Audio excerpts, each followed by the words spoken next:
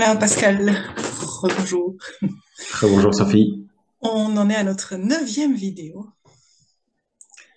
et on termine le livre de L'humain réconcilié, donc, pour lequel on a déjà fait deux vidéos.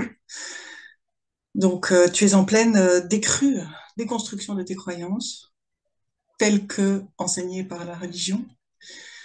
Et tu as écrit encore dans ce livre à cette époque-là, donc il y a une dizaine d'années, 9 ans en fait, que Mhm. tu ne demandes qu'à croire en Dieu, mais en tout cas pas à la façon dont les religions le présentent, c'est-à-dire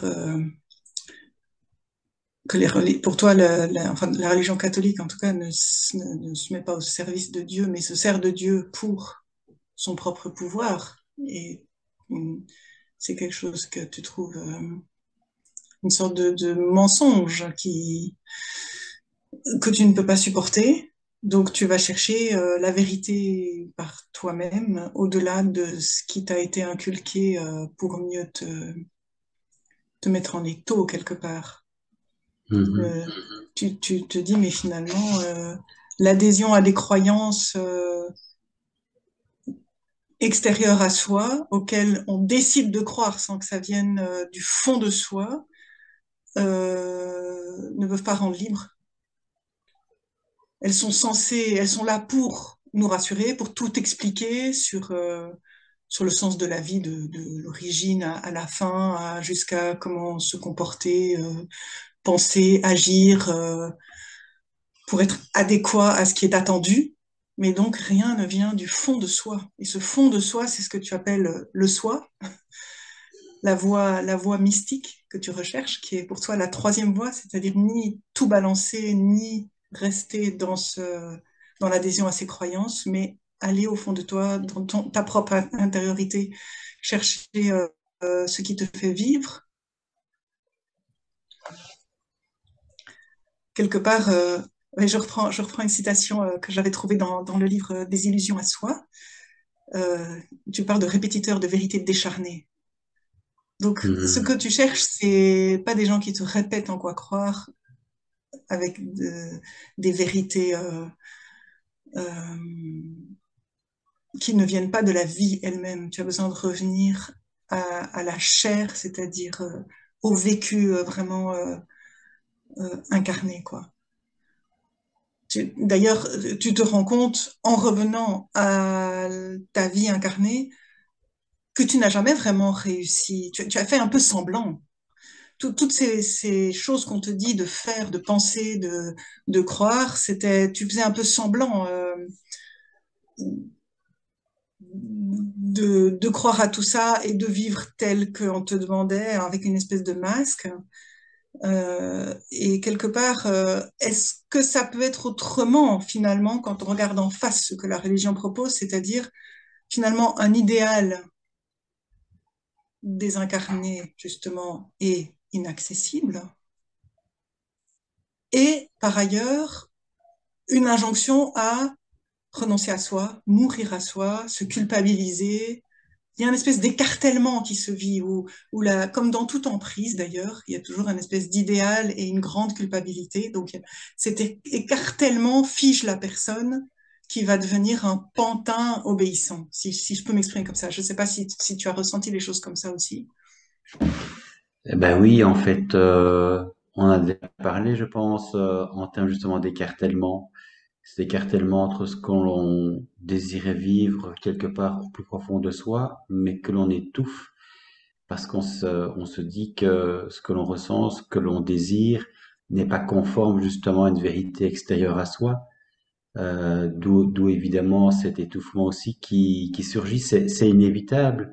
Tout dépend en fait du degré de conformité du croyant à la doctrine de l'Église, à la manière dont il est demandé aux croyants de penser. Si effectivement on pense de manière, je dirais pour le coup littérale, l'enseignement de l'Église, c'est vrai que ça peut être extrêmement, j'ai envie de dire pour le coup, crucifiant quand on récite dimanche après dimanche le credo.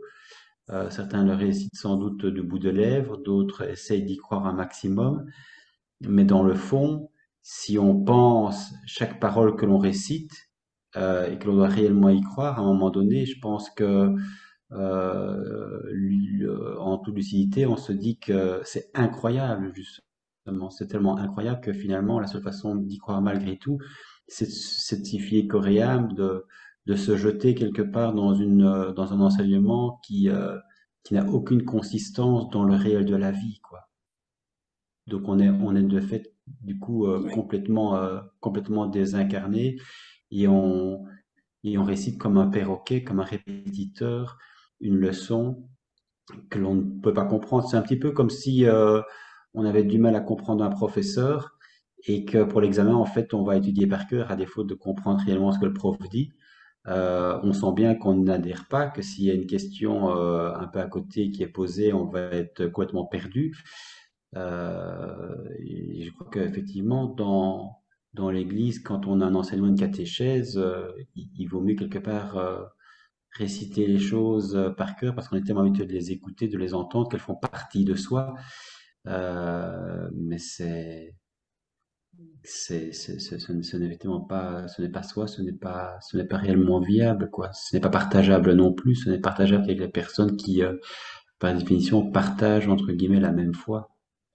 c'est ça. Et justement, là est la raison pour laquelle il y a cette servitude volontaire, comme on disait, hein, on en a déjà parlé, c'est le sentiment d'appartenance.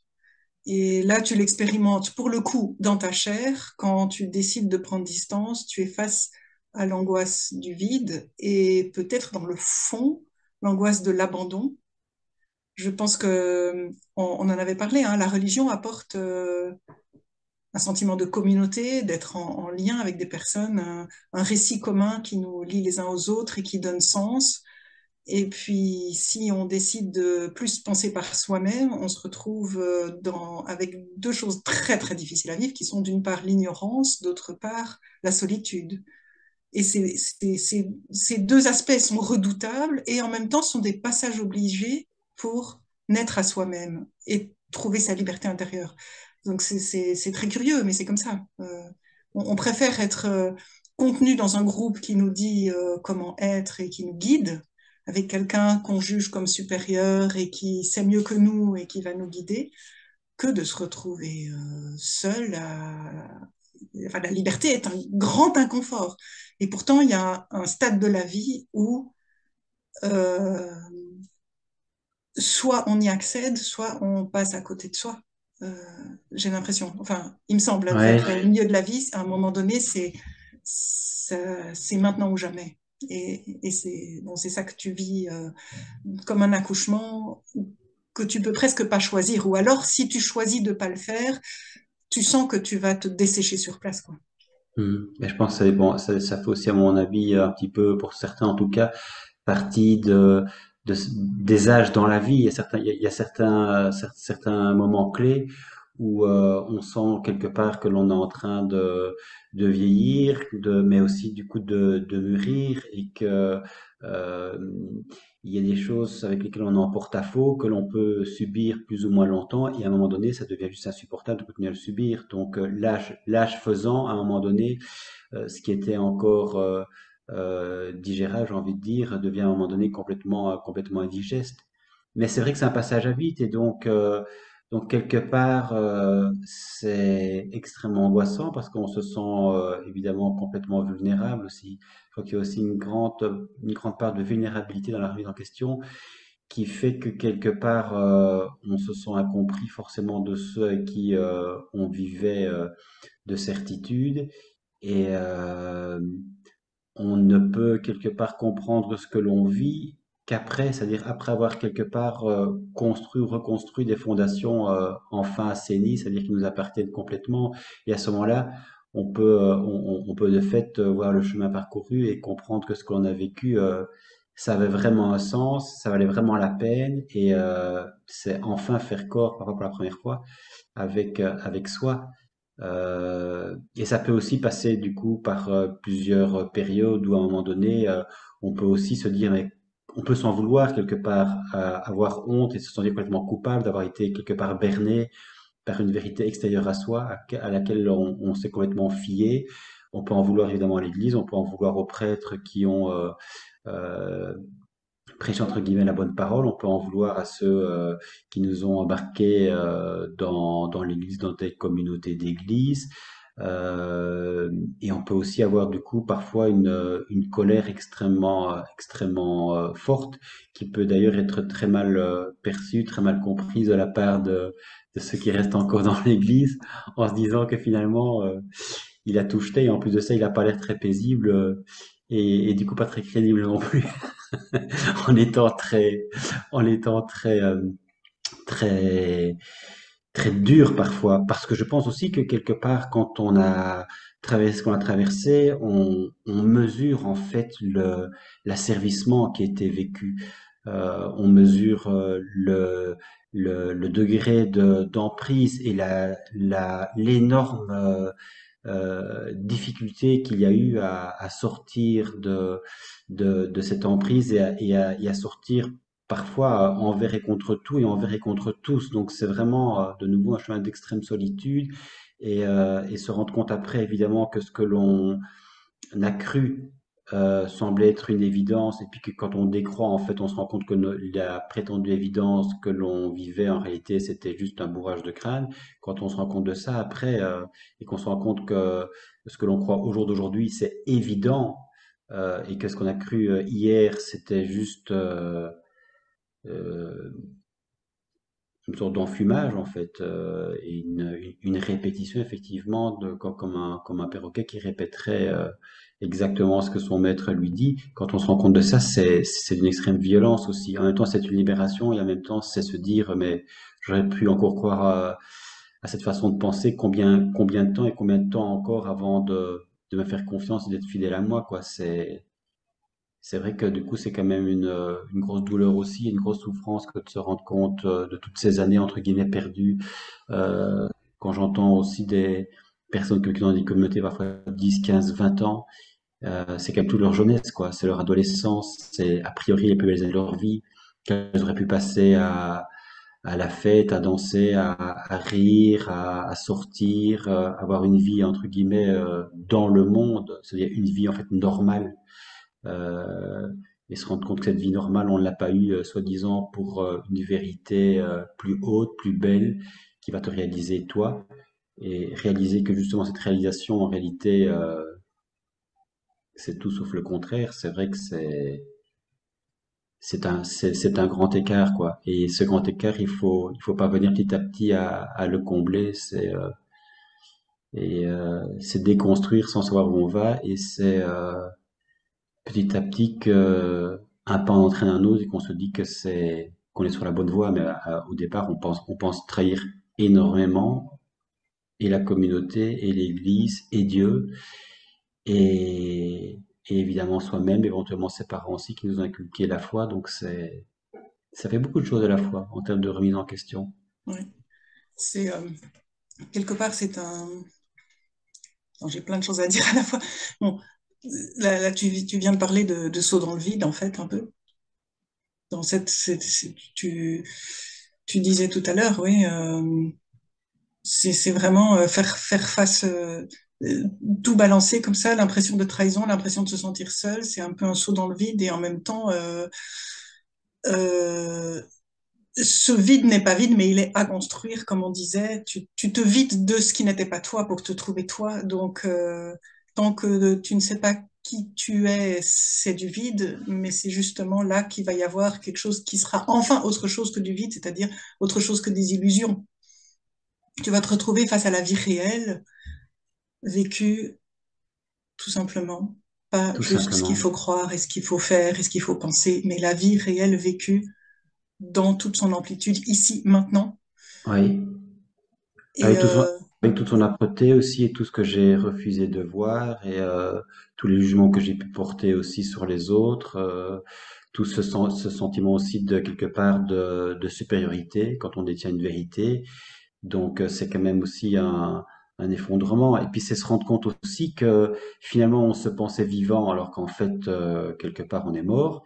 Et quand on commence en fait à entrer de plein pied dans la vie réelle, c'est là en fait qu'on réalise enfin ce que signifie la vie, quoi. Je veux dire, c'est aussi une inversion des valeurs, c'est aussi se rendre compte que ce qu'on a cru comme étant la vie, en réalité, n'était qu'un pur mensonge, était un sacrifice de sa vie, quoi. Oui. On entend sous-jacent à tes paroles beaucoup de choses de l'ordre du jugement. Tu te juges toi-même, en fait. Et c'est vrai que ce qui est le plus difficile, à un moment donné, c'est de se pardonner.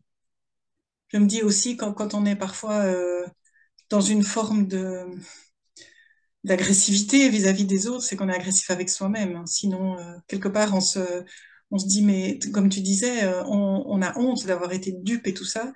Et je pense que le chemin de délivrance commence quand on se pardonne à soi-même, qu'on se dit, ben, en fait, j'ai fait ce que j'ai pu avec ce qui j'étais, avec les outils qu'on m'avait donnés.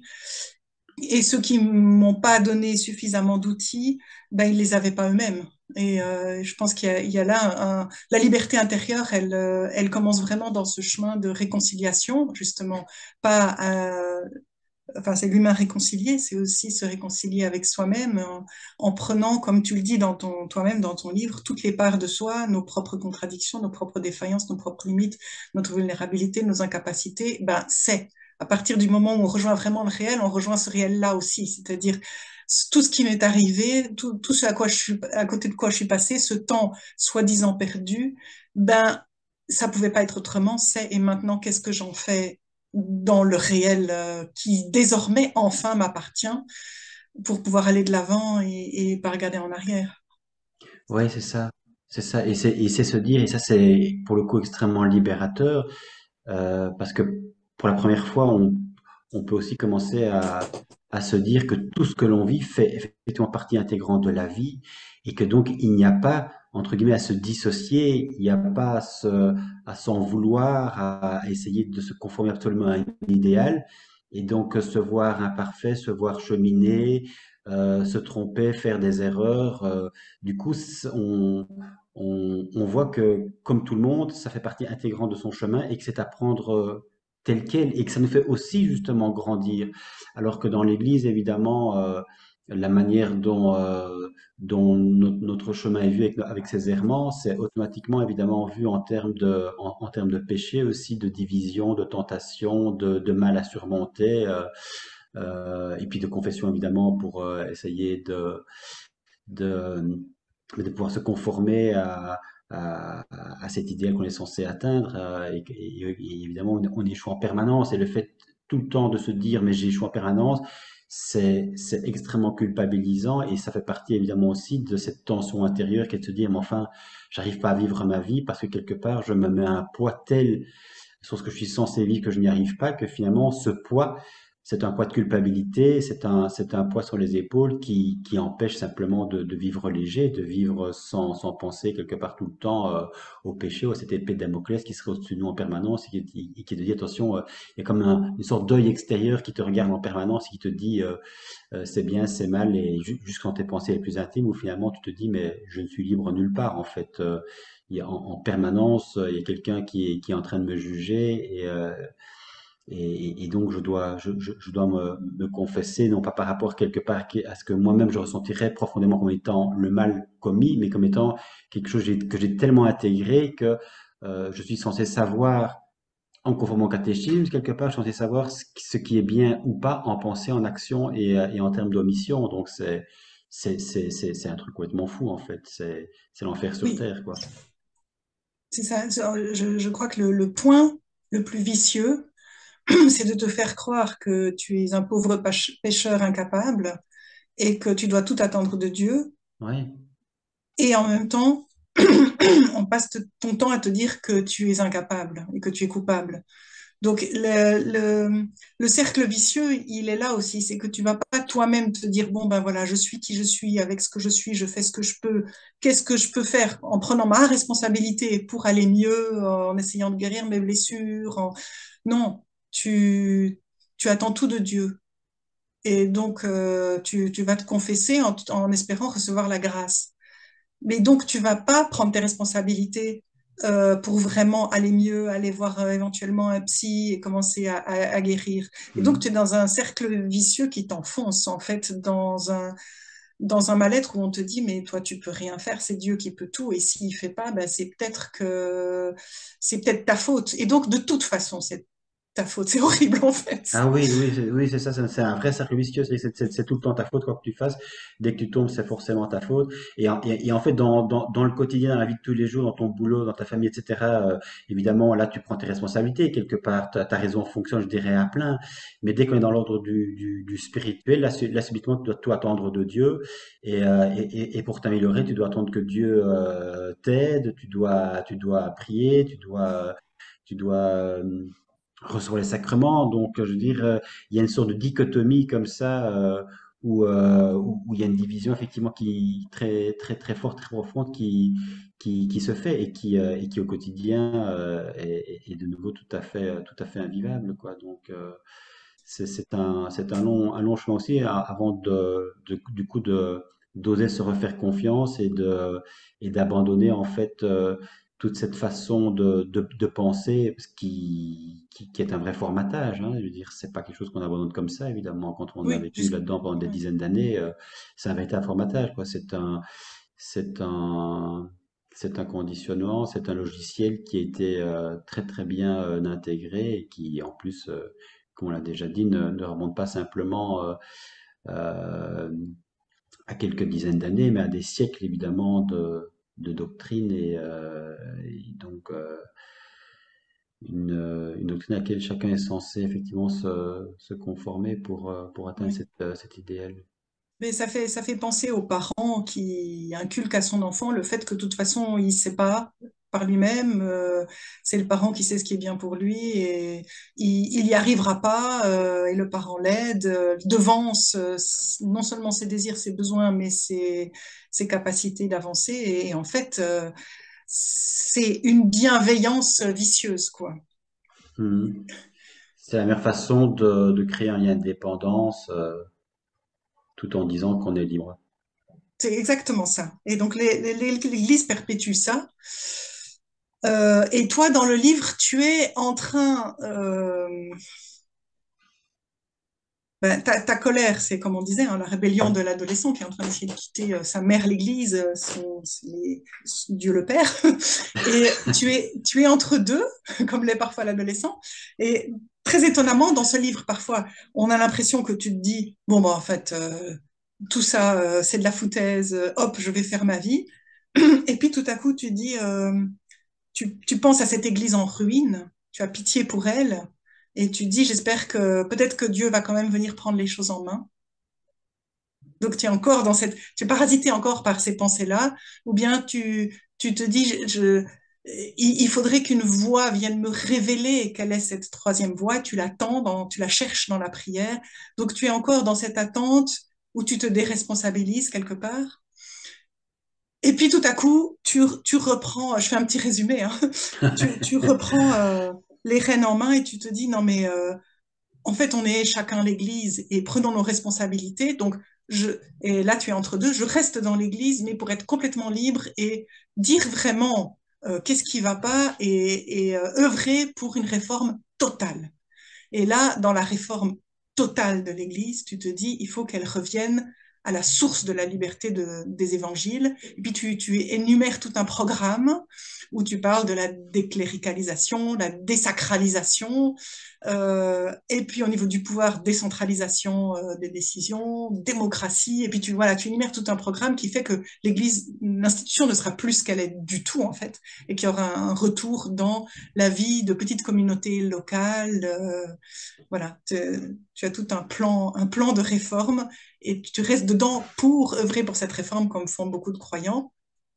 Et puis tout à coup, enfin, je sais pas si tu veux encore dire quelque chose, mais il y a un moment clé dans ton livre où d'abord tu dis je veux être libre mais dedans, et puis tout à coup tu dis non. Il y a un saut de ligne et tu dis non, ça sonne faux. Et ça, je trouve extraordinaire parce que tu viens d'essayer de te dire voilà comment est-ce qu'on peut être libre et dedans. Et puis, tout à coup, tu dis, ça sonne faux. Je dois encore faire un pas en plus.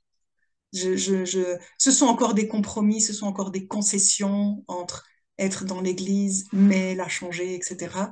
Et ce pas plus loin, grand pas en avant, tu vas réussir à le faire avec Trevor Mann. Oui, c'est ça. Mais en fait, tu sais, Sophie, ce livre est un petit peu un livre brouillon dans le sens où je vais à tâtons, un petit Bien peu sûr, comme il y a le prisme, il y a toutes les attitudes possibles quand on était croyant et que l'on est dans un sentiment de trahison par rapport à soi, quand on découvre que l'Église ne fait pas ce qu'elle dit et que sa doctrine elle-même n'est pas en phase avec, je dirais, la réalité, à un moment donné, on doit essayer de se positionner, de dire, mais maintenant, où je déplace le curseur jusqu'où? Et de fait, on ne peut pas évidemment sortir d'une emprise d'un seul coup. Et donc, impossible. les Oui, prises de conscience sont euh, très progressive et oui, je l'ai fait à travers évidemment l'écriture et je l'ai fait aussi à travers les rencontres que je fais, ben, notamment effectivement André Urman. Et donc à un moment donné, la question est de me dire, mais finalement, l'Église traditionnelle, c'est-à-dire dogmatique, avec le credo et toutes les prières convenues, ça ne me convient plus.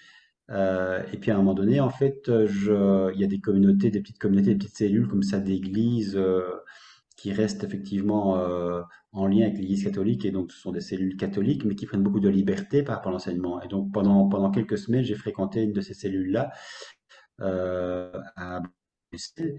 Et puis à un moment donné, je me suis dit aussi, effectivement, Pascal, tu essaies encore d'aller dans une demi-mesure, mais ça ne te convient toujours pas. Je sentais que j'avais besoin quelque part de ne pas jeter justement le bec avec l'eau du bain, en me disant peut-être qu'en faisant ce pas-là en plus, ça me suffira.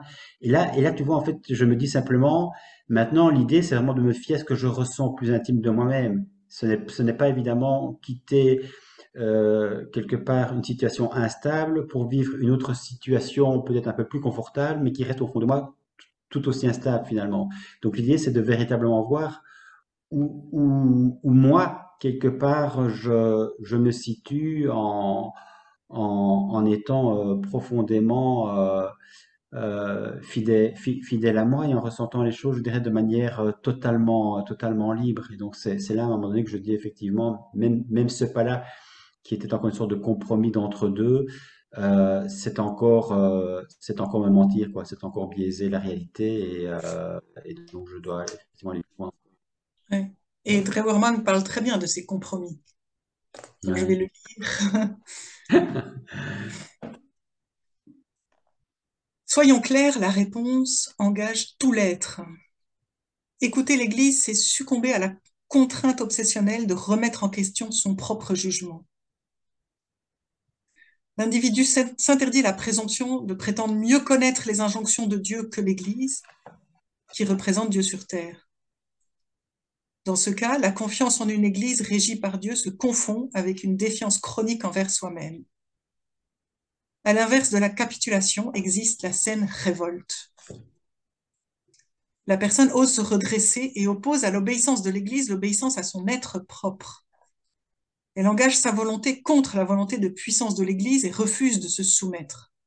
Mais ce qui se passe alors, en fait, dans le simple instant d'une telle décision, c'est que l'édifice spirituel tout entier de l'Église, en tant que magistère divin, s'écroule et qu'il n'en reste que poussière. Et après, tu parles de ces compromis. Et tu dis que Trevor te met au pied du mur, et tu le cites. Même ce compromis d'une raison réaliste s'établit au prix de douloureuses divisions intérieures. On est bien obligé de croire en ce magistère, mais sans pouvoir croire en lui comme il l'exige lui-même. On est membre d'une Église envers laquelle on est forcé de simuler une obéissance destinée seulement à sauvegarder un espace de désobéissance effective. En d'autres termes, on prend ses distances par rapport au conflit religieux en le laissant en suspens. On refuse de prendre au sérieux la décision en s'évadant dans une sorte de badinage à l'intérieur même de l'Église. Des questions religieuses qui devraient concerner l'être tout entier il ne reste plus que les formes d'une adaptation sociale dans l'équivoque.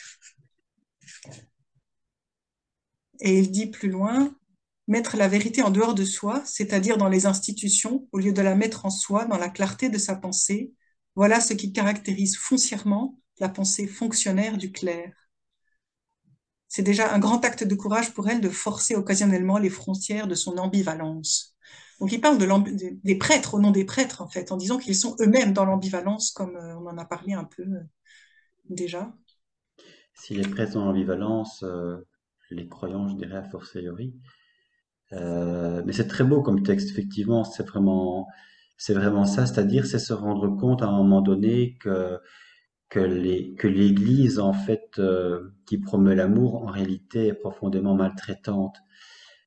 Et donc on a besoin à un moment donné sur son chemin évidemment de libération, on a besoin d'avoir des sortes de compagnons qui nous disent ce que tu vis, en fait d'autres l'ont vécu. Et en soi, ce n'est pas grave, c'est même normal, ça fait partie en fait du chemin. Et à l'heure de l'autre, en fait, échange, Sophie, tu avais parlé également de Dreherman, mais tu n'avais pas son texte sous les yeux, en disant que quand on se sent seul parfois, on peut avoir l'impression justement que tout s'écroule, et à la limite, on peut se dire, mais je suis complètement fou, en fait, je perds pied, et ça a des incidences évidemment sur le psychisme, ça veut dire, ça nous atteint profondément, une remise en question. Et j'ai le texte sous les yeux, donc je vais le lire si tu veux bien, parce que pour moi, il est très parlant. Je pense que ça peut parler à pas mal de monde qui se remet en question. Et c'est lors en fait d'une conférence, une femme qui interroge Dreherman. Monsieur, depuis que je vous lis, tout s'écroule autour de moi. Je suis incapable d'accepter désormais les procédés de l'Église. Et je me sens seul, parfaitement seul. Que dois-je faire? Fonder mon Église à moi? Il répond dans un geste apaisant, je suis aussi seul que vous. Suivez votre chemin comme je suis le mien.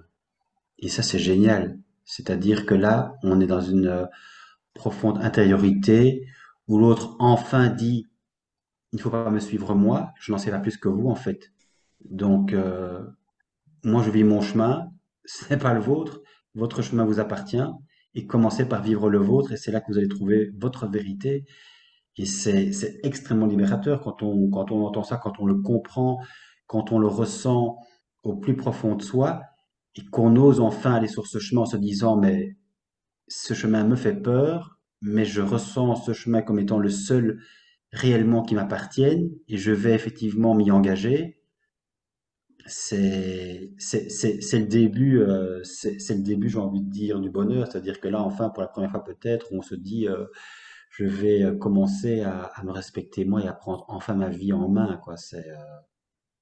Il y a C'est forcément énorme, c'est un énorme. bénéfice, parce que tu quittes le bénéfice de la sécurité, du sentiment d'appartenance et d'être guidé, avec le risque que ça comporte, la solitude et l'ignorance.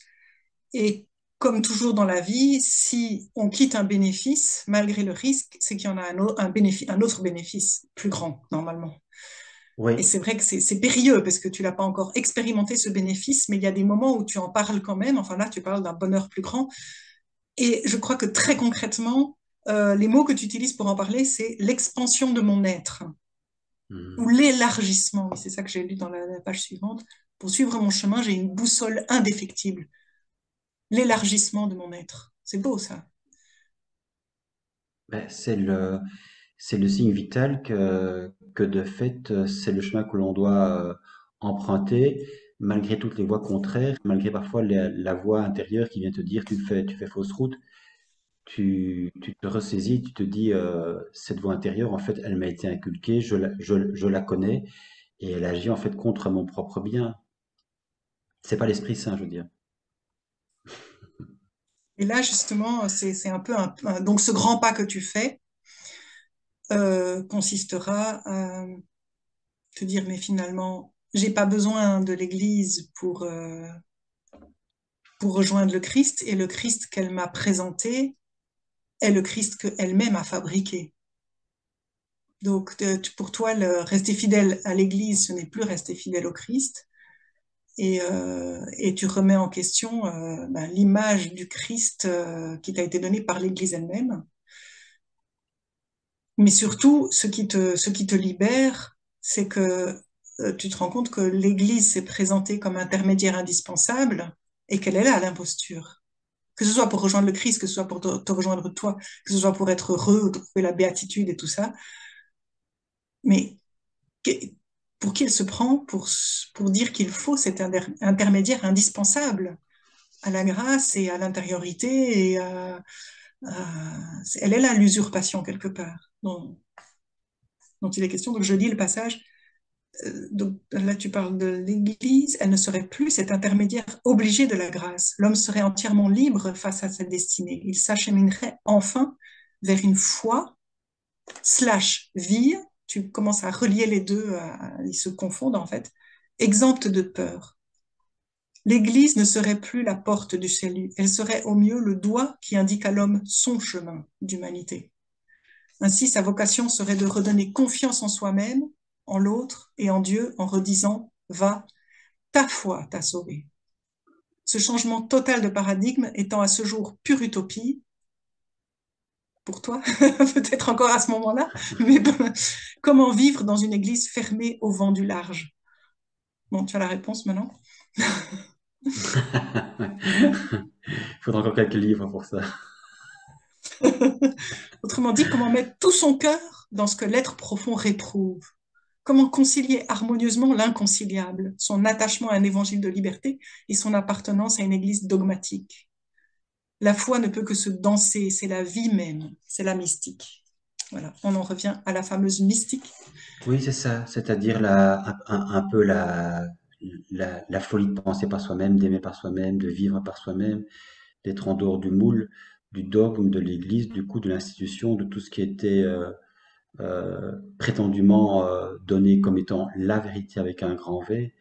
Donc moi, oui, c'est ce que j'appelle à ce moment-là la mystique, le côté hérétique hors les murs en fait, hein, hors les murs et pour rejoindre en fait l'authenticité, parce que c'est ça en fait. Je pense vraiment que l'authenticité, le vrai, la connaissance de soi, ça se conceptualise pas pour le coup, ça se vit.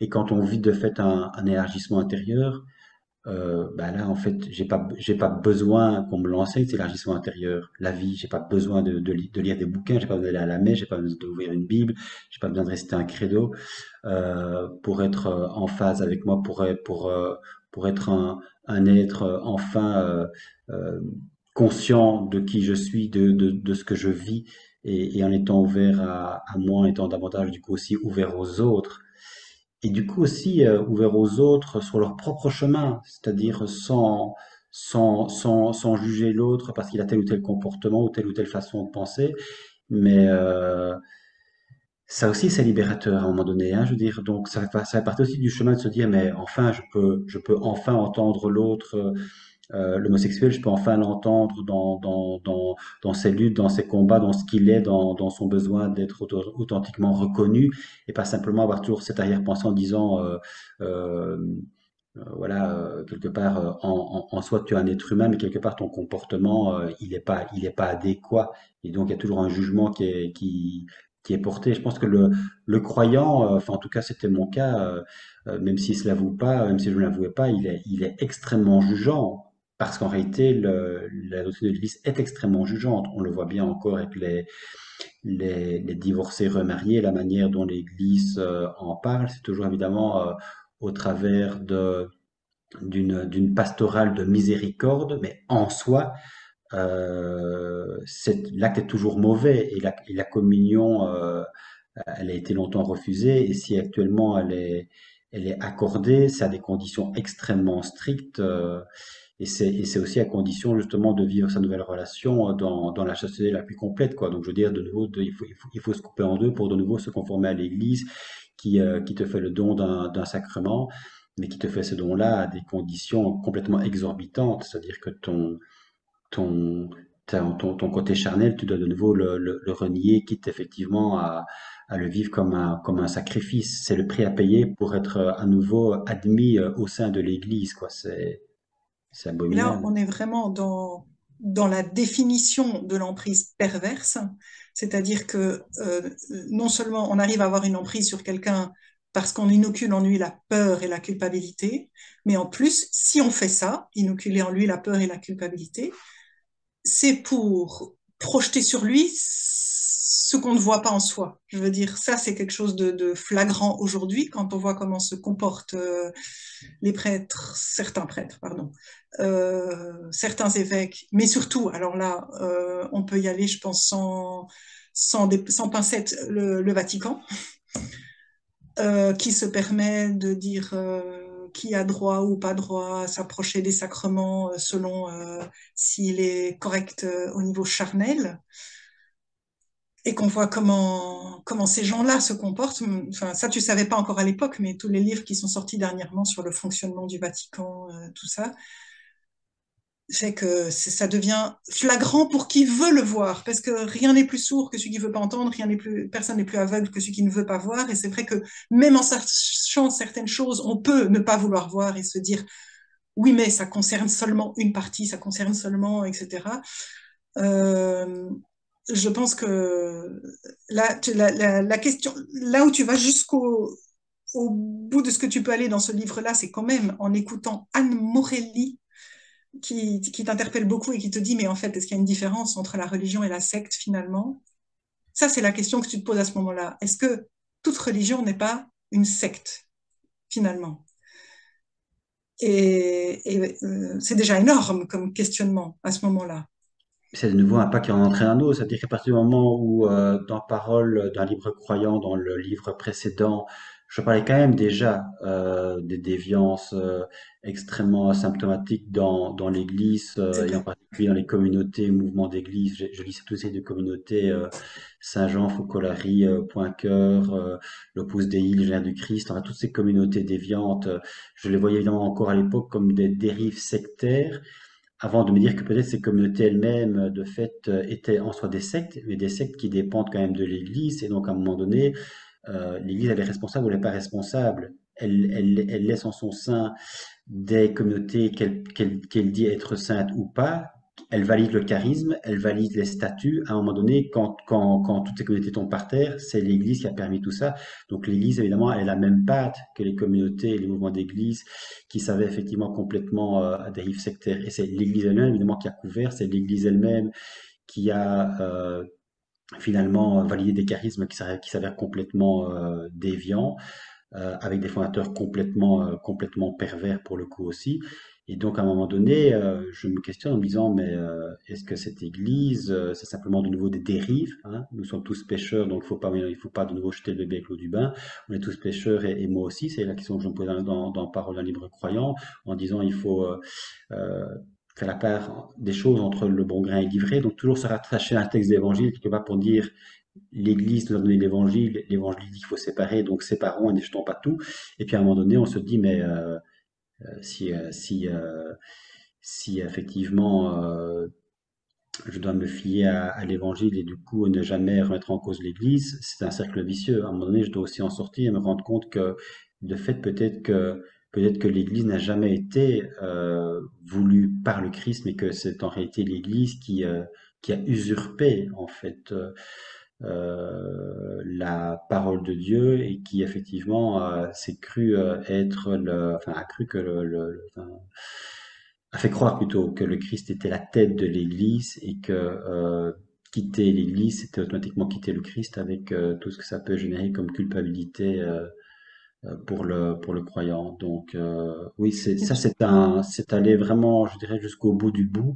Mais de nouveau, c'est pas un coup de tête, c'est une longue réflexion euh, je dirais sur le plan pour le coup factuel, rationnel.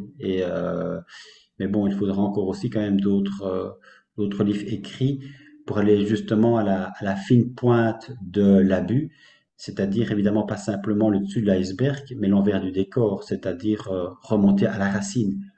Où commence et où finit l'abus? C'est ça en fait la question. Dire simplement ce sont des dérives sectaires, ça ne dit pas encore qu'est-ce qui a permis cette dérive sectaire Oui. et de Et ça, façon systémique. c'est dans les deux livres suivants, c'est ça? Euh, il y a mutation et puis il y Oui, a des illusions à soi. Euh, Oui, j'étais très, très épatée de voir, bon, mutation, je te sens encore tourner un peu en rond, et désillusion à soi, à un moment donné, il y a tout à coup l'adulte homme qui sort là et qui parle en son nom, avec une parole beaucoup plus libre, beaucoup plus personnelle. Il y a des perles là-dedans, j'ai trouvé. On sent la mutation derrière des illusions à soi. Et donc, tu vas jusqu'à la racine. Et cette racine, c'est quoi pour toi aujourd'hui? Tu veux qu'on parle déjà maintenant de la racine, Mais parce la que, racine de l'abus. enfin, Mais moi, oui, vas-y, pardon, vas-y. non, mais la racine de l'abus, c'est vrai que je tourne pas mal autour de ça déjà dans oui, des illusions à soi et peut-être mutation aussi. Pour moi, je comprends à un moment donné et Nietzsche, en fait, que j'avais évidemment étudié à l'université en Candie à Namur, mais à travers Zarathustra, je tombe sur un livre de Nietzsche où il parle justement du christianisme en disant qu'en réalité tout est faux parce qu'en réalité il n'y a absolument rien qui est réel. Et ça m'a beaucoup interloqué de me dire mais tu te rends compte que ce que tu es en train toi de remettre en question au XXIe siècle, il y a Nietzsche en fait qui en 1888 écrivait déjà la même chose que toi, ce que j'essaie de comprendre avec tes mots. Et donc ça m'a vraiment conforté de me dire, mais en réalité, parce que là tu penses être seul sur ton chemin, mais en réalité, ce que tu es en train de vivre aujourd'hui, il y en a plein d'autres qui l'ont déjà vu, mais avec énormément plus de courage, de détermination et de lucidité que toi, parce que à cette époque-là, l'Église était autrement plus prégnante sur les esprits et les comportements qu'elle ne l'est évidemment aujourd'hui. Elle a perdu beaucoup de sa puissance, et de sa réputation et de sa renommée. Donc, je trouvais ça évidemment moi, comme Spinoza d'ailleurs, qui avait été excommunié de la communauté juive. Quand je l'ai lu, je me suis dit, mais c'est incroyable, quoi. Il est prêt à vivre seul, excommunié, parce qu'il comprend effectivement que le Dieu qui lui est inculqué, c'est un Dieu monothéiste qui est absolument imbuvable et qui est absolument incroyable. Donc c'est percutant, quoi. Mais alors se rendre compte pour moi de manière très spécifique qu'en réalité, euh, tous les sacrements et toute la doctrine de l'Église découle du péché originel, que sans le péché originel, en réalité, tous les sacrements s'effondrent, qu'il n'est plus question de chute, de rédemption et du coup de sacrifice, ni celui du Christ, ni celui du coup de l'être humain qui est censé se conformer au Christ et être configuré pour espérer le salut. Quand on se rend compte que ce péché originel n'a jamais existé, alors là, en fait, il y a tout qui s'effondre. C'est-à-dire que Adam et Ève n'a jamais existé et donc toute la, toute la doctrine qui est fondée sur Adam et Ève, en fait, elle ne tient plus, quoi. Et c'est ce que je dis, c'est ce que je dis à partir du moment où, à un moment donné, on se rend compte que si on touche pour le coup, pas simplement à un petit aspect de la fondation de l'Église qui, à lui seul, pourrait être éventuellement suffisant pour faire tout s'écrouler. À partir du moment où on touche au fondement même de cette fondation, alors là, il n'y a plus rien il y a plus rien qui tient, quoi. Il n'y a plus rien qui tient. Ça, à un moment donné, je crois qu'il faut vraiment s'en rendre compte. C'est, je trouve, le plus violent, c'est de se rendre compte que le mensonge, en fait, il est pour le coup originel, quoi. Le péché originel est le mensonge originel sur lequel toute l'Église prétend tenir toute sa doctrine. Et donc toute sa doctrine s'effondre si effectivement le péché originel n'a jamais existé. Donc pour moi c'est fondamental et c'est redoutable. C'est aussi violent que justement quelqu'un qui est dans une relation, on appelle ça les pervers narcissiques ou tout ça, mais avec une personne qui va d'abord être toute gentille, parler d'amour, idéaliser tout, et puis qui ensuite montre son vrai visage, quoi. Il y a quelque chose de cet ordre-là dans la déconstruction et la sortie d'emprise de l'Église, quand on se rend compte que la connexion est instable, ou ça va? Non, ça va. Ok. Ça va, ça va. Quand on se rend compte qu'à la base, il y a un mensonge. Parce qu'après aussi, ça explique justement le fait que ce ne sont pas des dérives dans l'Église. C'est pas juste que elle n'a pas vu, et c'est même pas qu'elle n'a pas voulu voir. C'est que tout est construit sur le fait de ne pas voir, parce que tout Oui, est c'est construit ça, sur un tout à mensonge. fait. Donc on peut laisser des fondateurs dire n'importe quoi, mentir, et puis ensuite abuser de leur des consciences des gens, voire plus que des consciences. c'est comme ça que fonctionne l'Église à la racine, en fait. Il y a de l'abus à la racine. Donc, le mensonge, c'est un abus. Bien sûr. Mais c'est pour ça que pour moi, en tout cas personnellement, ce qui était euh, quelque part essentiel à ma remise en question, ce n'est pas tant, même si déjà en soi c'est gravissime, mais ce n'est pas tant les abus millénaires de l'Église sur les consciences et sur les corps, et l'omerta qu'elle a effectivement gardé pour cacher en fait cette vérité. Euh, Parce qu'on pourrait toujours dire effectivement on est tous pécheurs, etc. L'Église, elle est pécheresse et les hommes, fussent-ils pape ou évêques, sont pécheurs. Pour moi, ce qui était fondamental, c'est en termes de vérité. Parce que pour moi, la vérité, c'est quelque chose qu'on ne peut pas galvauder. C'est quelque chose qui est soit de vrai, soit de faux. Mais prétendre qu'une vérité est la vérité, alors même qu'en réalité, quand on gratte un petit peu, on se rend compte qu'il y a du mensonge derrière, alors c'est plus la vérité. Et à partir du moment où on se rend compte que la doctrine, l'Église a toujours tout fait pour, euh, pour démentir l'avènement des sciences, pour justement essayer de conforter tant que faire se peut sa doctrine, et son côté du coup immuable. Quand on se rend compte qu'en réalité cette doctrine ne tient pas, qu'il y a évidemment la théorie de l'évolution qui a finalement été admise il n'y a pas si longtemps dans l'Église, quand on se rend compte que finalement cette théorie de l'évolution devrait remettre en question elle-même le péché originel et que malgré tout l'Église continue à promouvoir ce péché originel parce qu'elle en a besoin pour que tout le reste continue à tenir la route, quand on se rend compte que finalement ce n'est pas la vérité qu'elle cherche, mais simplement se perpétuer euh, au détriment même, je dirais, de l'être humain, et que finalement, ce qui compte pour elle, c'est effectivement, éventuellement, le cas échéant, quand elle n'a plus le choix, de se réformer, mais jamais, évidemment, de se dissoudre, comme elle a pu éventuellement dissoudre l'une ou l'autre communauté, quand effectivement, c'était absolument irréformable. L'Église, évidemment, elle prétend qu'elle est pécheresse et au mieux réformable, mais elle ne va jamais évidemment se dissoudre. Et quand on se rend compte à ce moment-là que du coup, ça revient à dire que l'être humain est incapable sans l'Église de vivre sa propre vie, alors ça devient abominable, quoi, parce que ça revient à dire que sans l'Église on est perdu, alors qu'en réalité l'Église n'arrête pas de nous perdre quelque part. Donc c'est de nouveau en termes de vérité, de mensonge, à un moment donné, si tu veux sortir de cette confusion-là, tu n'as pas d'autre solution que d'arrêter de réfléchir, d'arrêter de casser la tête à te poser mille et une questions pour essayer de faire tenir tout ça ensemble. Tu te dis qu'à un moment donné, il y a plus rien qui tient, quoi, et que la seule façon de faire tenir tout, c'est de quitter tout ce que tu as cru.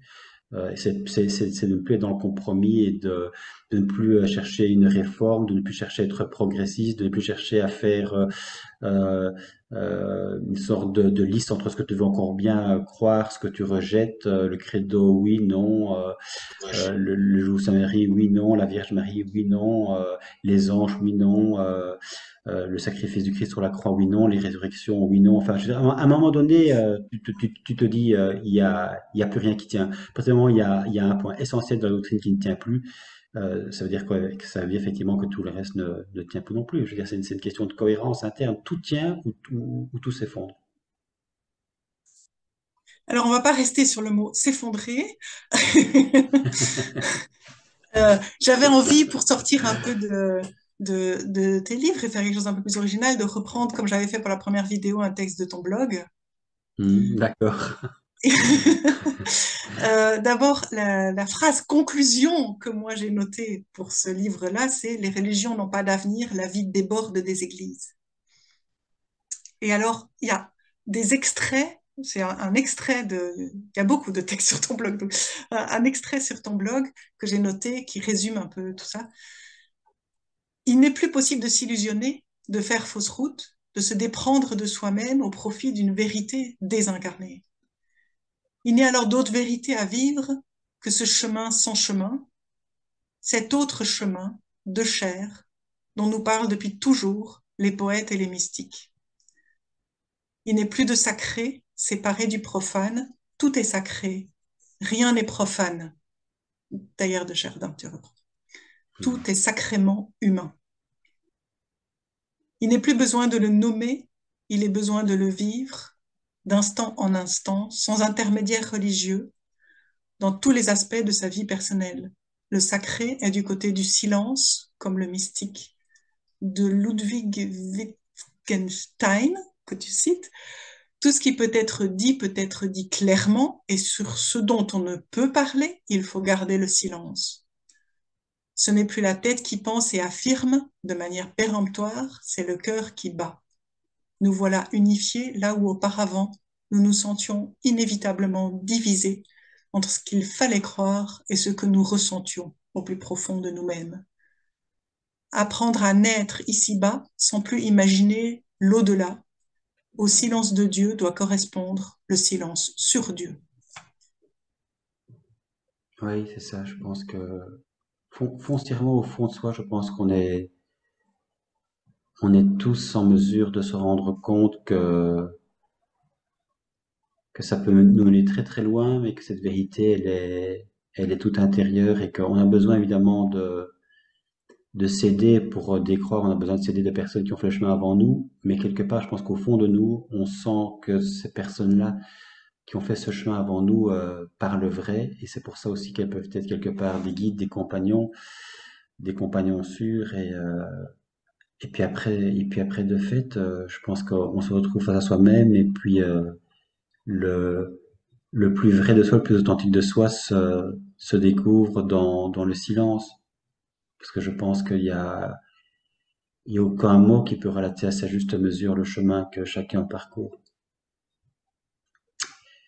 Et ça, je trouve, c'est très émouvant. Moi, ça m'émeut. Je me dis, quand on est face à sa vérité profonde et que du coup, on est face à la vie, c'est ça en fait.